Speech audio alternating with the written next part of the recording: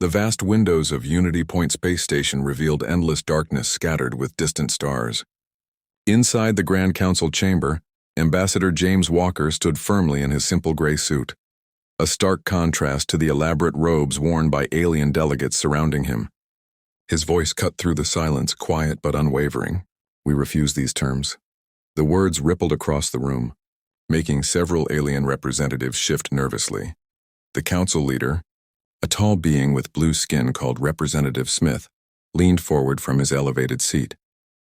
"Ambassador Walker, surely you see our position. Your species advances faster than any we've encountered. The council exists to maintain order and balance." Walker's eyes swept across the circular chamber.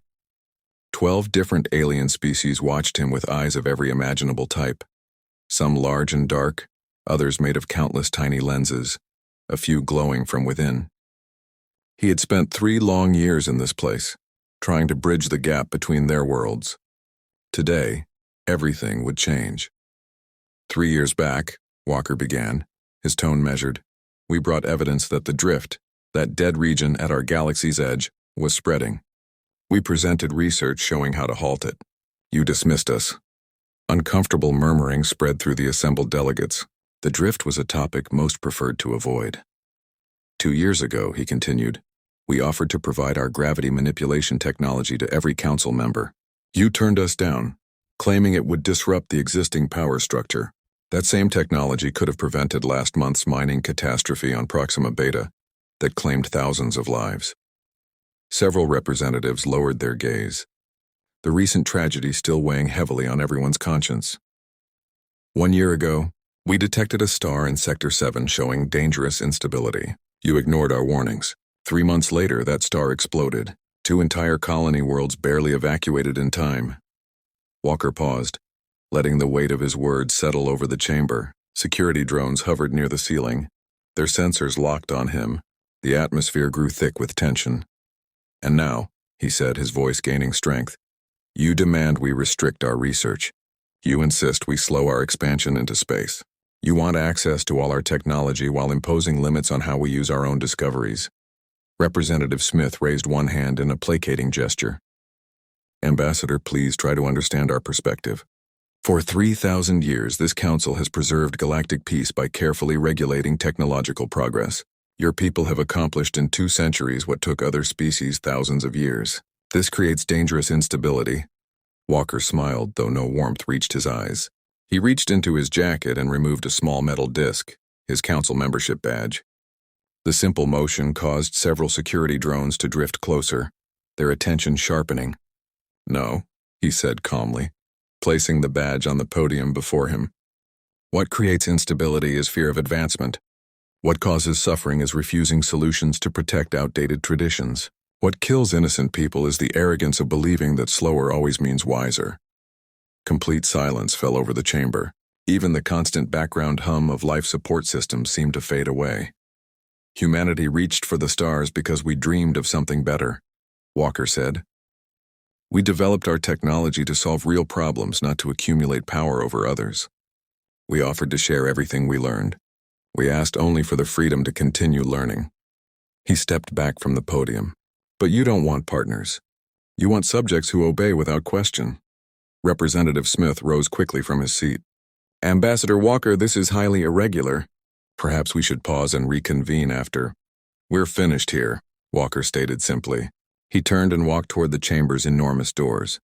Behind him, voices erupted in alarm. "Ambassador, you cannot simply... This is unprecedented." The protocols clearly state. Walker never looked back. The doors slid open smoothly, revealing his surprised staff waiting in the corridor. As the doors began closing behind him, he heard Representative Smith's voice rising above the chaos. "Do they not comprehend what they're doing? They cannot just abandon the council. The doors sealed shut with a soft hiss, cutting off the noise completely. Walker looked at his assembled staff and gave a single nod. "Send the signal. Initiate Protocol Omega. Humanity charts its own course now." Through the station's transparent dome overhead, the first human ships could be seen breaking from their standard formations. Their engines blazed brilliant white against the black void as they turned away from Unity Point, beginning their journey home. The galaxy was about to discover that sometimes the strongest move was simply choosing to walk away. The council chamber descended into complete chaos the instant the doors sealed behind Ambassador Walker. Representative Smith gripped his podium, watching his carefully maintained galactic order collapse before his eyes. "Order. I demand order!" he shouted, but his voice vanished beneath a storm of arguments filling the chamber. The bird-like delegate from the Trading Confederation screeched loudly. "Our markets will collapse. Humans control 40% of all galactic commerce. Their defense fleets protect 3 critical trade routes." The rock-skinned representative from the mining worlds rumbled in his deep voice. "Who will guard our transport ships now?" Smith watched the massive display screens around the chamber, showing hundreds of human vessels activating their engines. The vast fleet moved with flawless coordination, every ship understanding its role perfectly. No panic, no hesitation, no disorder. This had been planned. "They cannot do this," whispered his assistant Tom, standing beside him. "No species has ever departed the council. There aren't even regulations covering this situation." Smith's fingers tightened on the podium edge. "That's precisely what makes this so dangerous. They're not breaking our rules. They're simply ignoring them entirely." The chamber's artificial intelligence announced in its emotionless voice, "Alert. Human trading systems are shutting down across the network. Stock markets on 57 worlds showing significant declines." Representatives turned to their personal data screens in horror. Numbers flashed red across every display. The galactic economy had grown so deeply intertwined with human innovation and commerce that their withdrawal was like removing the foundation stone from a tower. "Look," someone shouted, pointing at the massive windows. The human diplomatic vessel, sleek and silver, detached gracefully from Unity Point's docking bay. Its movement was smooth, deliberate. Around it, other human ships formed a protective escort pattern. No weapons activated, no threats broadcast.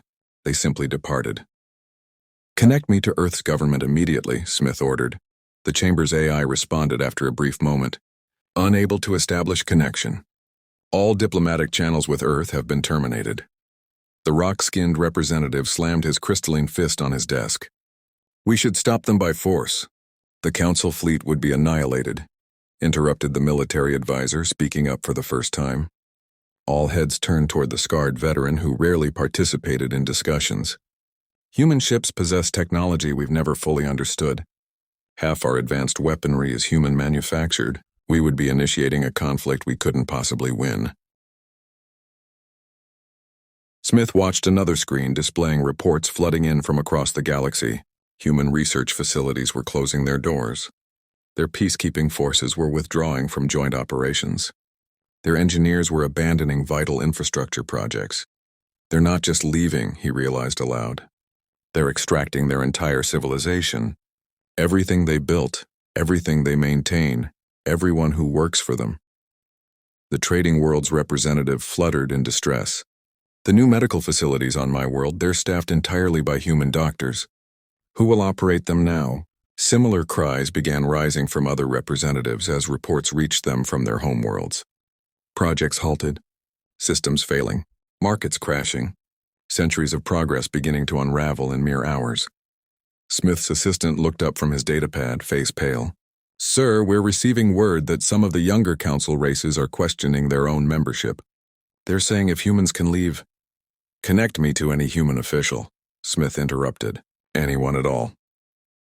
"Still no response on any channel," the AI reported. "However, I am receiving an automated message from Earth." "Display it." A simple text message appeared on the main screen. "Humanity thanks the Galactic Council for 3 centuries of cooperation. We will now pursue our own path. Our borders remain open to peaceful trade and scientific exchange with individual species under new treaties to be negotiated directly. Farewell." Smith sank heavily into his chair as the council chamber descended further into panic around him.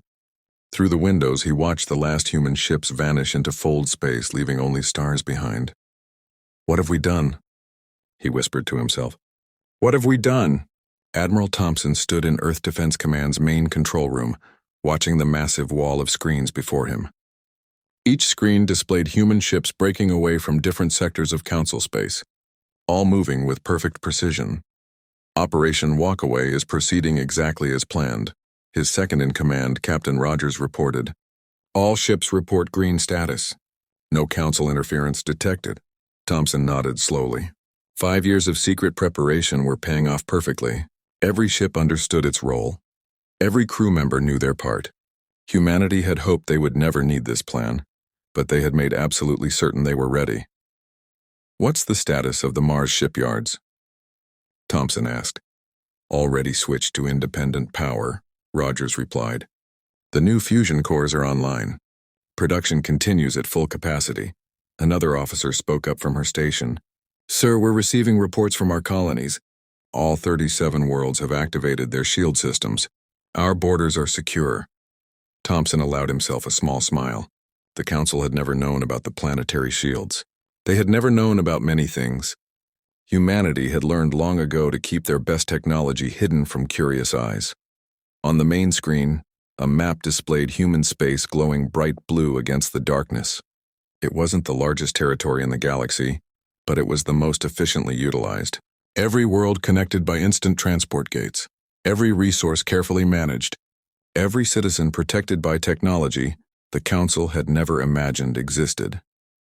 Message from Earth government, an AI voice announced. The President is ready to address the people. The screen switched to show the President standing at her desk in the Oval Office. Her face remained calm as she looked into the camera. Citizens of Earth and all human worlds, today we have departed the Galactic Council. This decision was not made lightly, but it was made with absolute certainty. Thompson watched the speech continue, knowing similar scenes were playing out across human space. They had practiced this too, keeping people calm, explaining the reasons, demonstrating that everything was under control. Sir, Rogers said quietly, we're detecting increased Council fleet activity at their border stations. Let them watch, Thompson replied. They'll soon discover that their sensors cannot penetrate our space anymore. Another little surprise we kept to ourselves. The control room hummed with activity as reports continued flowing in, trade ships docking safely at human ports, research stations switching to secure networks, defense platforms moving into final positions.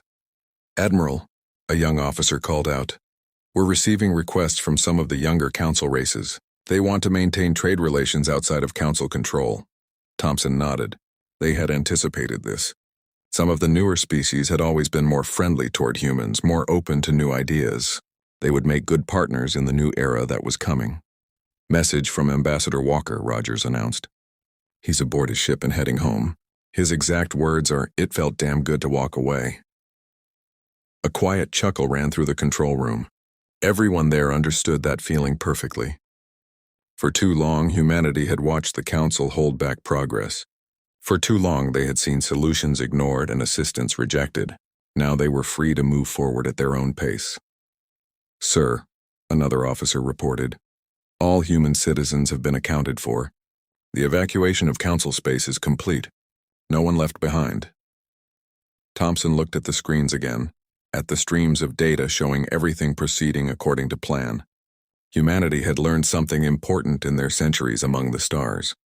Sometimes the strongest position was being ready to walk away. Send word to all commands, he ordered. Phase 1 is complete. Begin Phase 2. We build our future our way. Around him, the control room crew worked with quiet efficiency, each person knowing they were part of something historic. Humanity wasn't just leaving the Council. They were proving they had outgrown it. And somewhere out in Council space, old powers were about to learn just how much they had depended on the species they had tried to hold back. 1 week after humanity's departure, the trading world of Blue Haven experienced the first real shock. The massive transport gates that had moved ships across their system suddenly shut down. No warning, no explanation. They just stopped working. What do you mean we cannot repair them? Demanded Governor Routh to his technical team, his blue feathers bristling with anger. These gates are essential to our economy. The lead technician spread his forearms helplessly. The gates are human technology, Governor. They added something to the power cores that we never understood. Without their engineers here, on the mining world of Stone Deep, similar problems were emerging. The automated drilling machines created by human engineers began slowing down. Their self-repair systems, once flawless, started failing. The rock chief of Stone Deep stared at the production numbers on his crystal display. They dropped lower each day. His people had forgotten how to mine without these machines. They had grown too dependent on human innovation. In the council chamber on Unity Point, Representative Smith read report after report of similar problems across council space. How did we not see this coming? He asked the empty room. His assistant Tom entered with more troubling news. Sir, the Trade Federation of New Worlds has just announced they're leaving the council. They've already signed independent treaties with Earth. Smith's head snapped up. They cannot do that. The council laws mean nothing to them now, Tom finished quietly. They say humanity has shown there's another way. Across council space, the pattern repeated itself. Systems failed, trade slowed, and younger species began questioning the old order. On the frontier world of Green Rise, a council peacekeeping fleet demanded entry to the system. They wanted to demonstrate that the council still held power. They weren't expecting what happened next. Sir, reported the fleet captain, our weapons won't activate. The targeting systems are locked. The council admiral stared at his own useless controls.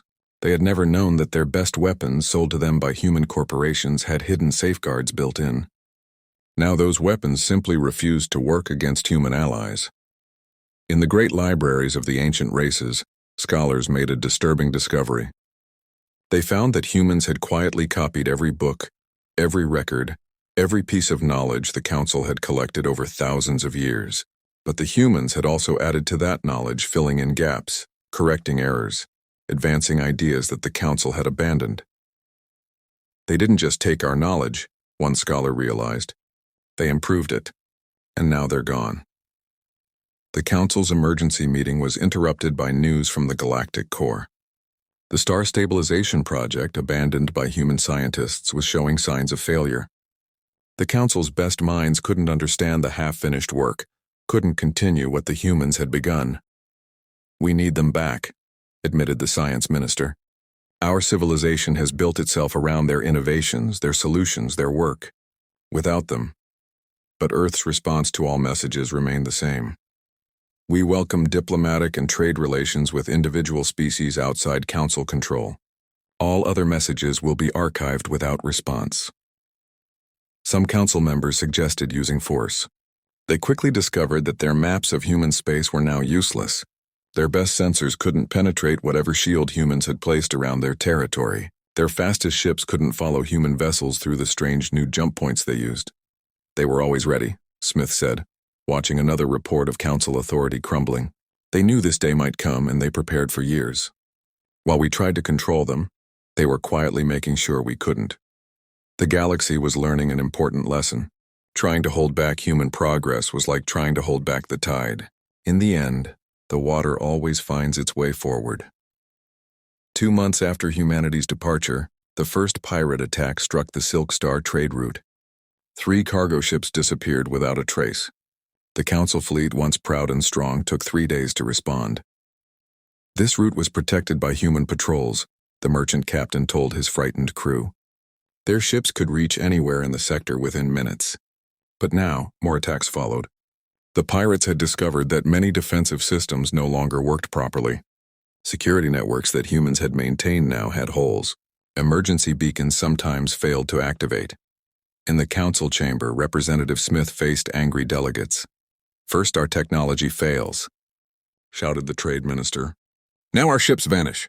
Who will protect our merchants?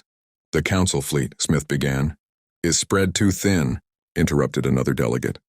And half their ships don't work right since the human technicians left. Outside the chamber windows, Unity Point Station itself showed signs of decay. The smooth artificial gravity sometimes flickered. The air recyclers made strange noises, small things growing worse each day. On the industrial world of Factory Prime, production lines started shutting down. The automated systems that had run perfectly for decades now showed their age. Without human maintenance, without their regular upgrades, the machines were failing. We've forgotten how to build things the old way, admitted the factory chief to his board. We became too dependent on their technology, their methods. But the biggest shock came from the direction of human space. Ships trying to spy on human worlds discovered something unusual. They couldn't get close. Their instruments stopped working. Their navigation systems failed. Some ships disappeared completely. "It's like hitting a wall that isn't there," reported one scout captain. "We know their worlds are there, but we cannot reach them." The Council's best scientists studied the problem. They discovered the humans had created something impossible, a barrier in space itself. No energy readings, no visible signs, but nothing could pass through without human permission. "They're not just hiding," one scientist realized. "They're operating on a level of physics we don't understand." More young species began breaking away from the Council. The newcomer worlds, barely a century in space, announced their independence. The Rising Stars Federation followed a day later. Each group signed new treaties with Earth. "How are they communicating with human space?" Smith demanded. "We cannot even find a way to send them messages." "It seems," his assistant Tom explained, "that Earth gave their friends special communication devices before they left. They planned for everything." The Council's attempts to show strength backfired. When they sent ships to pressure a breakaway world, those ships found their weapon systems locked. When they tried to impose trade sanctions, they discovered that human-designed banking systems no longer processed their commands. In desperation, some Council members tried to reverse-engineer human technology. They failed. What looked simple on the surface contained principles they couldn't grasp. Even successful copies didn't work quite right, missing some hidden element that humans had never revealed. "We thought we were letting them develop under our control," Smith said during a private meeting. "But they were so far ahead of us we couldn't even see it." Reports kept coming. Pirates growing bolder, trade routes becoming dangerous, colonial worlds struggling without human support. The Council's power, built over thousands of years, was crumbling in months. The final insult came when the Council discovered that several of their most secret research projects had been compromised. Not by spies or theft, but because key parts of the work had been quietly done by human scientists. Without them, years of progress became useless. "They didn't need to fight us," Tom observed, watching another angry delegation storm out of the Council chamber. "They just had to walk away and let us see how much we needed them." The galaxy was learning that real power wasn't about control. It was about competence, and humanity had proven they had plenty of that. 3 months after humanity's departure, the Council made its biggest mistake. They decided to show their strength with a military operation against Earth. Representative Smith watched from Unity Point as the largest fleet in Council history gathered. 10,000 ships, reported Admiral Vrel, his scaled skin gleaming under the station lights. The combined might of all remaining Council races. "Earth will have to listen now." Smith wasn't so sure. Something about this felt wrong.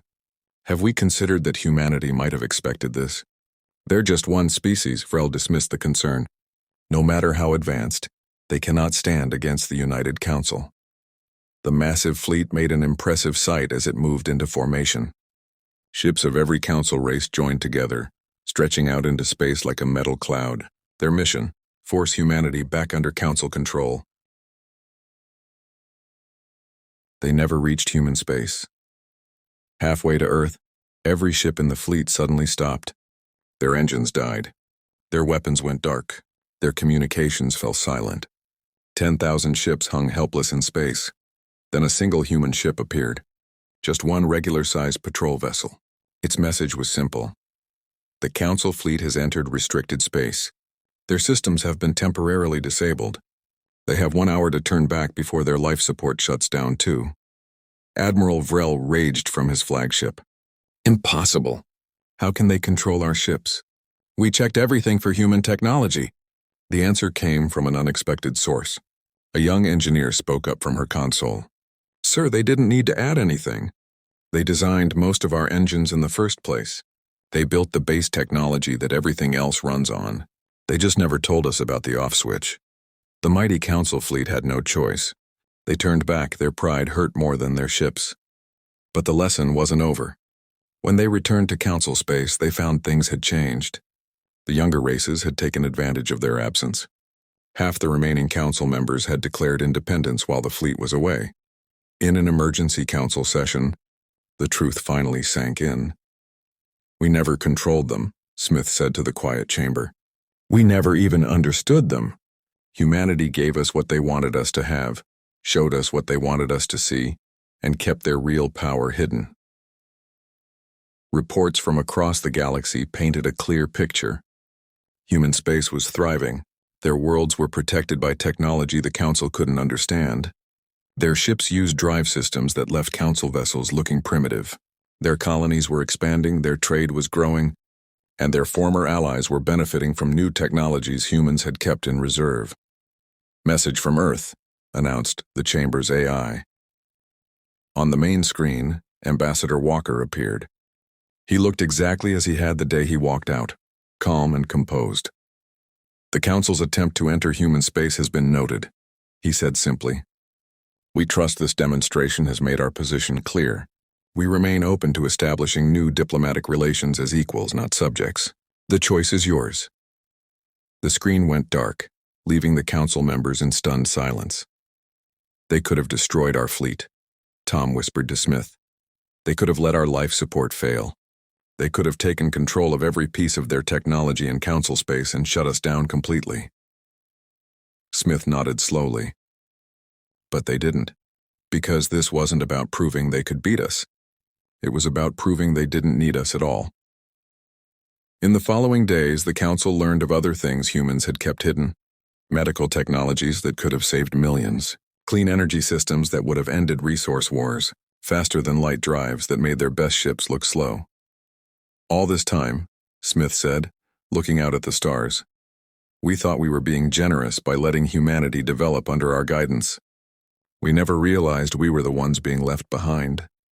The Council had finally understood. They hadn't been dealing with a young, rising species. They had been trying to control a giant that had simply been too polite to show its full strength. 6 months after humanity's departure, the Grand Council chamber looked very different. Where once 12 species had ruled the galaxy, now only 5 remained. The others had either declared independence or signed direct treaties with Earth. Representative Smith stood at his podium, but this time he wasn't leading the session.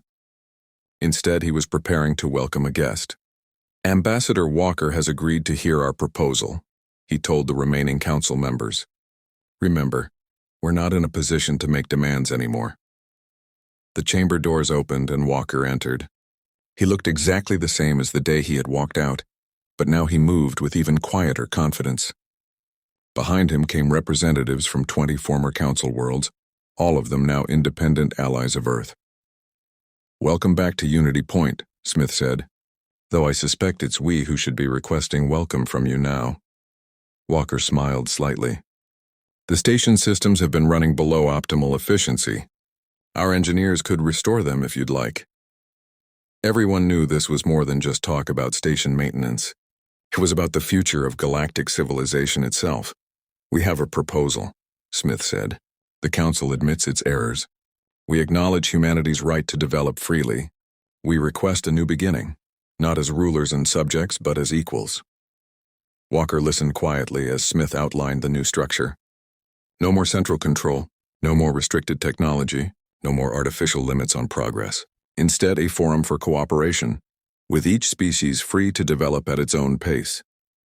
"Interesting," Walker said when Smith finished. "But why should humanity return at all? We're doing quite well on our own." The answer came from an unexpected source. The youngest remaining Council member, barely a century in space, spoke up. "Because you understand something we're only now learning. Real strength isn't in controlling others. It's in helping them grow." Walker turned to her, genuinely interested. "Go on. You could have crashed our economies completely. You could have shut down all our human-made technology. You could have left us helpless. But you didn't. You just showed us we had a choice." A murmur of agreement ran through the chamber. Even the oldest Council races were nodding. "And now," she continued, "we're choosing to build something new. Not because you forced us, but because you showed us a better way." Walker looked around the chamber at faces both familiar and new.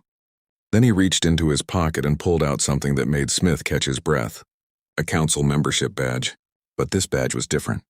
Instead of the old Council seal, it showed a new symbol, a galaxy with all its stars shining equally bright.